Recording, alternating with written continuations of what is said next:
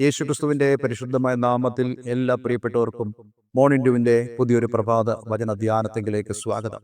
കഴിഞ്ഞ ദിവസങ്ങളൊക്കെ വളരെ അനുഗ്രഹിക്കപ്പെട്ട ആത്മീക വചനചിന്തകൾ നമുക്ക് ഒരുമിച്ച് ചിന്തിക്കുവാനും ധ്യാനിപ്പാൻ തക്കവണ്ണം ദൈവം നമ്മെ സഹായിച്ചു.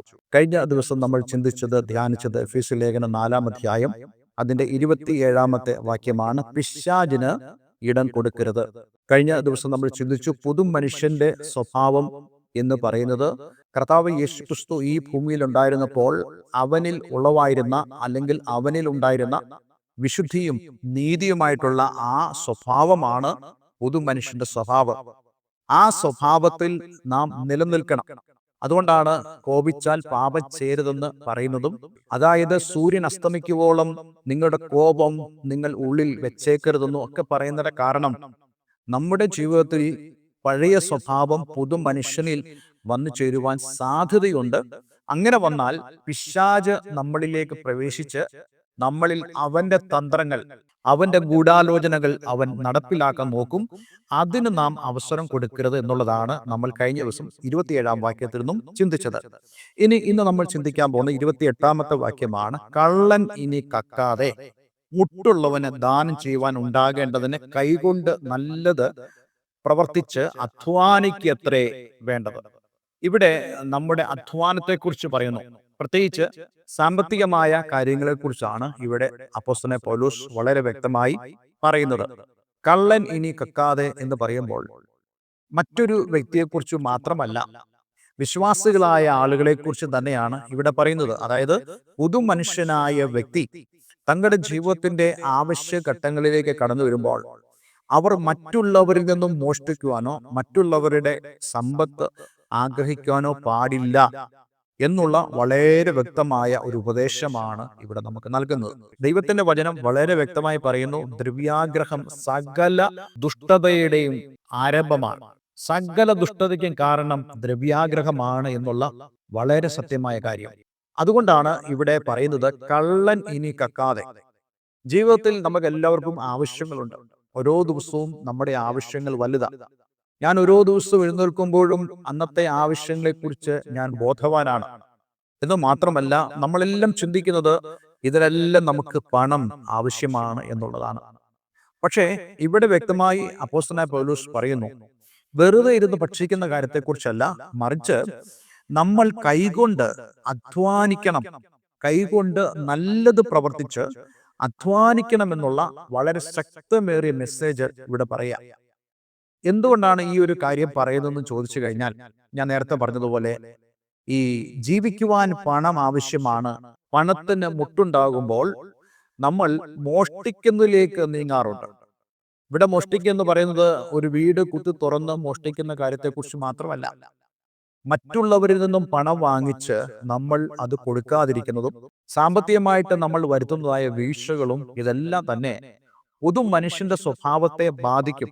ഒരു മനുഷ്യൻ അപ്രകാരം ഒരു കടബാധ്യതയിലേക്ക് പ്രവേശിച്ചാൽ പിശാച് അവനിൽ വീണ്ടും പ്രവേശിക്കുവാനും അവനെ ഒരു മോഷ്ടാവാക്കുവാനും സാമ്പത്തികമായ ക്രമക്കേടുകൾ ചെയ്യുവാനും അവനെ പ്രേരിപ്പിക്കും. ഇതൊരിക്കലും ദൈവരാജ്യത്തിന് കൊള്ളാകുന്ന ഒരു കാര്യമല്ല. മറിച്ച് നാം ചെയ്യേണ്ടത്, ദൈവം നമുക്ക് ആരോഗ്യം തന്നിട്ടുണ്ട്, ദൈവം നമുക്ക് കാര്യപ്രാപ്തി തന്നിട്ടുണ്ട്. നാം നമ്മുടെ കൈകൊണ്ട്, അതായത് മുട്ടുള്ളവന് ദാനം ചെയ്യുവാൻ എന്നുള്ള ചിന്ത നമ്മുടെ ഉള്ളിൽ ഉണ്ടാകണം. മറ്റുള്ളവരെ സഹായിക്കണം എന്നുള്ളതായ ഒരു ചിന്താഗതി നമ്മുടെ ഉള്ളിൽ ഉണ്ടാകണം.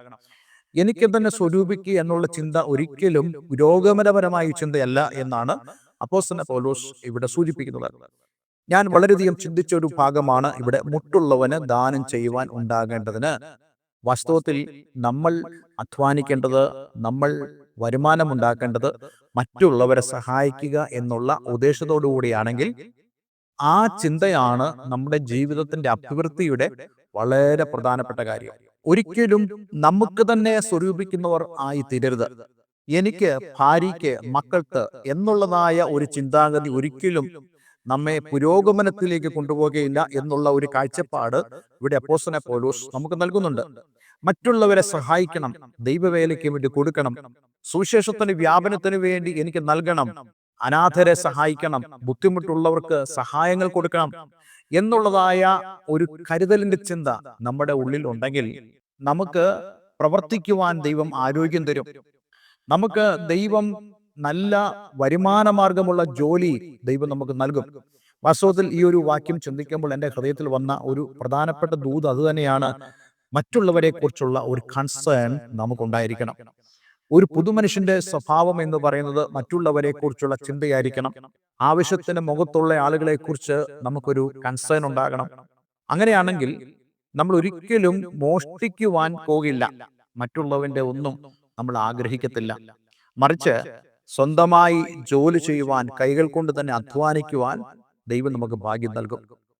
ഞാൻ വിശുദ്ധ വേദപുസ്തകം പഠിച്ചിട്ടുള്ള വളരെ പ്രധാനപ്പെട്ട ഒരു കാര്യമാണ്. സങ്കീർത്തനത്തിൽ നമ്മൾ വായിക്കുന്നുണ്ട്, നിന്റെ കൈകളുടെ അധ്വാന ഫലം നീ തിന്നും, നീ ഭാഗ്യവാൻ, നിനക്ക് നന്മ വരും. കൈകളുടെ പ്രവൃത്തികൾ സാധ്യമാക്കുക എന്നുള്ളത് ദൈവത്തിന്റെ പ്രവൃത്തിയാണ്. തീർച്ചയായിട്ടും ദൈവം നമുക്ക് അവസരങ്ങൾ തരും. പക്ഷേ നമ്മൾ ചെയ്യുന്നതായ ആ ജോലി അല്ലെങ്കിൽ ആ പ്രവൃത്തിയിൽ നിന്നും നമുക്ക് ആവശ്യമുള്ളതും മറ്റുള്ളവരെ സഹായിക്കാൻ ഉതകുന്നതുമായ സാമ്പത്തിക നന്മ നമുക്ക് വേണ്ടി ഒരുക്കാൻ കഴിയുന്നത് ദൈവത്തിനാണ്. അതുകൊണ്ട് നാം ദൈവത്തെ പൂർണ്ണമായും ആശ്രയിക്കുകയും ദൈവം അതിനുള്ള ഉദവി നമുക്ക് വേണ്ടി നൽകണമെന്ന് നമ്മൾ ആഗ്രഹിക്കുകയും ചെയ്യണം. വിശുദ്ധ ബൈബിൾ ഉടനീളം തന്നെ ദൈവം നമുക്ക് തരുന്ന ഭൗതികമായ അനുഗ്രഹങ്ങളെ കുറിച്ച് നമുക്ക് കാണുവാൻ കഴിയുന്നുണ്ട്. ദൈവം ഒരിക്കലും നമ്മുടെ ഭൗതിക കാര്യത്തിൽ ഇടപെടത്തില്ല എന്നുള്ള ചിന്താഗതി നമുക്ക് വേണ്ട. കാരണം വിശുദ്ധ വേദപുസ്തകത്തിൽ പല ഭാഗത്തും നമ്മുടെ ജീവനും ഭക്തിക്കും വേണ്ടിയത് കേവലം ആത്മീയമായ വിഷയങ്ങൾക്ക് വേണ്ടി മാത്രമല്ല ദൈവം നമുക്ക് വേണ്ടി പ്രവർത്തിക്കുന്നത്. നമ്മളുടെ ഭൗതികമായ വിഷയത്തിന്, നമ്മുടെ ജീവന് വേണ്ടി ദൈവം പ്രവർത്തിക്കും എന്നുള്ള വളരെ വ്യക്തമായ സന്ദേശം നമുക്ക് കാണുവാൻ കഴിയുന്നുണ്ട്. ആകാശത്തിലെ പറവുകളെ നോക്കുവിൻ, വിതയ്ക്കുന്നില്ല, കൊയ്യുന്നില്ല, കളപ്പുരയിൽ പൂട്ടിവെക്കുന്നില്ല.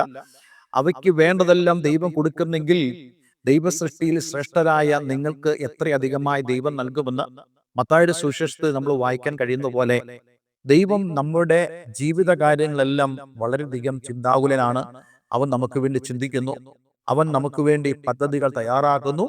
അതുകൊണ്ട് പുതു മനുഷ്യൻ ഒരിക്കലും ഇങ്ങനെയുള്ള സ്വഭാവത്തിലേക്ക് പോകരുത്. നമുക്ക് അങ്ങനെയുള്ള ഒരു ചിന്താഗതി വരുന്നുണ്ടെങ്കിൽ അതിന്റെ അർത്ഥം പിശാച് അതിലൂടെ നമ്മിലേക്ക് പ്രവേശിക്കുവാനും നമ്മെ ആ ദൈവിക സന്തോഷത്തിൽ നിന്നും തള്ളിയിടുവാനും പിശാച് ആഗ്രഹിക്കുന്നു എന്നുള്ള വസ്തുതയാണ്. ഇത് നമ്മൾ തിരിച്ചറിയേണ്ടത് വളരെ ആവശ്യമാണ്. ഈ വാക്യത്തിൽ നിന്ന് നമുക്ക് മനസ്സിലാക്കാൻ കഴിയുന്ന വളരെ അടിസ്ഥാനപരമായ ഒരു കാര്യം, മറ്റുള്ളവർക്ക് ദാനം ചെയ്യാനുള്ള ആ ഒരു മനോഭാവം നമ്മളിൽ ഉണ്ടായിക്കൊണ്ട് നമ്മളുടെ കൈകൾ കൊണ്ട് നമ്മൾ പ്രവർത്തിച്ചാൽ ദൈവം നമ്മളുടെ കൈകളുടെ പ്രവൃത്തിയെ സാധ്യമാക്കും. അതായത് നമ്മുടെ കൈകൾ കൊണ്ട് നമ്മൾ പ്രവർത്തിക്കുന്നത് എന്തിനു വേണ്ടിയാണോ അതിനു വേണ്ടിയത് ദൈവം നമുക്ക് തരുവാൻ ഇടയായി തരും. ദൈവവചനത്തിൽ ഉടനീളം ഇങ്ങനെയുള്ള ചില വളരെ പ്രധാനപ്പെട്ട ആശയങ്ങൾ നമുക്ക് കാണുവാൻ സാധിക്കും. യോബ് തന്റെ സ്നേഹിതന്മാർക്ക് വേണ്ടി പ്രാർത്ഥിച്ചപ്പോൾ ദൈവം യോബിന്റെ സ്ഥിതിക്ക് വ്യത്യാസം വരുത്തി. അങ്ങനെയല്ലേ നമുക്ക് കാണുവാൻ കഴിയുന്നത്? മറ്റുള്ളവർക്ക് വേണ്ടി നമ്മൾ പ്രാർത്ഥിക്കുന്നത്, മറ്റുള്ളവരെ നമ്മൾ സഹായിക്കുന്നത്, നമ്മുടെ സ്ഥിതിക്കും ദൈവം വ്യത്യാസം വരുത്തുവാൻ അത് കാരണമായി തീരും.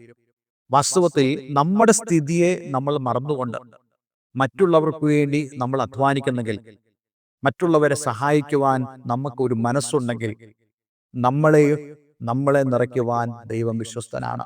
അതുകൊണ്ട് എന്നെ കേൾക്കുന്ന പ്രിയമുള്ളവരെ, പുതു മനുഷ്യൻ വളരെയധികം ജാഗരൂകനായിരിക്കണം. അവൻ വളരെ നിർബന്ധനായിരിക്കണം. ഏത് കാര്യത്തില്? ഇങ്ങനെയുള്ള സാമ്പത്തിക വിഷയങ്ങളിൽ. ഇവിടെ നമ്മൾ പിശാചിന് ഇടം കൊടുക്കാൻ പാടില്ല. മറിച്ച് നമ്മുടെ കൈകൾ കൊണ്ട് അധ്വാനിച്ച് വരുമാനമുണ്ടാക്കി മറ്റുള്ളവരെ സഹായിക്കുക എന്നുള്ള ആ ഉദ്ദേശത്തിലേക്ക്, ആ ഒരു ചിന്തയിലേക്ക് നമ്മൾ പോകുന്നെങ്കിൽ ഒരിക്കലും പിശാചിന് നമ്മളിൽ ഇടമുണ്ടാവുകയില്ല. ഒരു വാക്ക് നമുക്ക് പ്രാർത്ഥിക്കാം. സ്വർഗ്ഗപിതാവേ, ഇന്ന് കേട്ട വളരെ അനുഗ്രഹിക്കപ്പെട്ട സന്ദേശത്തിനായി സ്തോത്രം. പലപ്പോഴും സാമ്പത്തിക വിഷയങ്ങളിൽ ഞങ്ങൾ ചതിക്കപ്പെട്ടു പോകാറുണ്ട്. പിശാച് പലപ്പോഴും ഞങ്ങളെ പ്രലോഭിപ്പിക്കുന്നതായ അനുഭവങ്ങളുണ്ട്.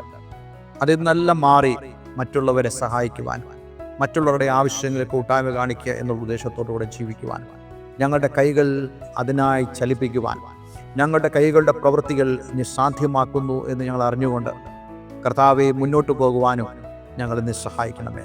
ഒരു രീതിയിലും പിശാച് ഞങ്ങളുടെ ഇടയിൽ ഇടം പ്രാപിക്കാതെ ഞങ്ങളിൽ എപ്പോഴും ദൈവപ്രവൃത്തിയും ദൈവത്തിൻ്റെ ആത്മാവിൻ്റെ സാന്നിധ്യവും ഉണ്ടായി ലോകത്തിന്, ഞങ്ങളുടെ സമൂഹത്തിന് ഒരു അനുഗ്രഹമായി തീരുവാൻ ഞങ്ങളെ സഹായിക്കണമേ.